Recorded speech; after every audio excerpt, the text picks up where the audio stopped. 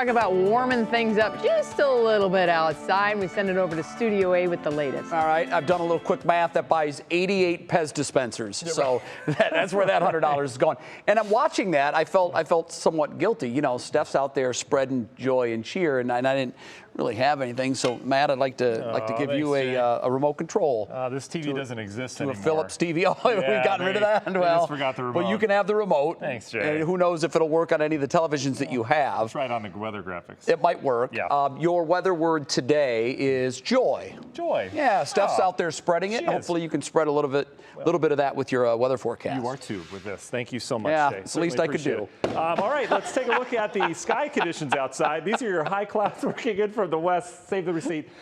This is a harbinger of things to come, said Betsy to Jay earlier. Jay learned something from that. We've got the higher clouds with that storm system as it pushes in. Whenever you see high clouds, it's usually off of some kind of developed storm well to the west. Those high clouds are screaming in on the jet stream. And, you know, that's the system we've been talking about now for a while. Outside today, though, oh, it was so nice to see that sunshine. A little bit chilly, though. We didn't make it out of the 30s. We're at 36 right now.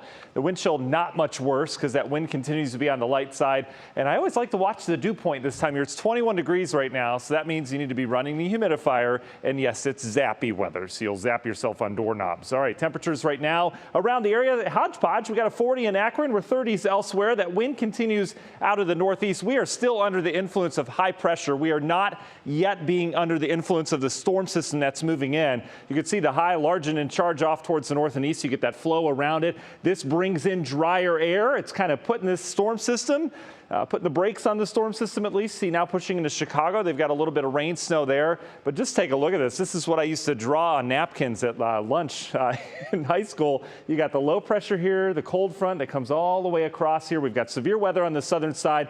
There's your blizzard on the northern side. You throw the watches and warnings on here. They've had a couple tornado warnings down in Louisiana. It's not going to be a good night for them. And then off towards the north, just wind and snow galore. If you look at this over the last 48 hours, it is just equally as impressive. This big trough that dug into the country that's just spinning out towards the east. This is a coast-to-coast system that'll impact not just the west coast and central plains right now, but even the east coast is going to get hit by this. But we're somewhere in between. We really don't get a lot out of this. We'll show you here your National Design hour-by-hour forecast. A chilly night tonight. We'll notice clouds increasing tomorrow. Tomorrow is a fairly quiet day. We're really not going to see much from the storm system tomorrow. Temperatures up near 40 degrees. Clouds will thicken up. Here comes your rain tomorrow night. That's really the big impact from this. We're going to get rain starting late tomorrow night on through Thursday morning. Should be a solid block of rain, moderate, maybe even heavy at times. Temperatures will stay in the 40s. Thing we have to watch, we've been mentioning this, out east there's some cooler air. Remember that high pressure is bringing that cooler air into some of the valleys out here. We may have a little mixing, maybe a little ice in the morning. That should go away as temperatures warm during the day. If you have travel plans east into Pennsylvania, that's where it turns into a different ballgame. For us here locally, though, just some rain on Wednesday. That will continue. The mild air on Thursday with the rain to start. We ought to have a nice day by Thursday afternoon. Look at this, even some sunshine poking out before it sets, but not a bad day on Thursday. The overall evolution of the storm system, you can see how as it pushes in, severe weather south. Notice there's not much here other than that area of rain that comes in. The whole low, we have to wait on that to get the cold air, and that cold air comes in by Friday. So we'll pick it up from there.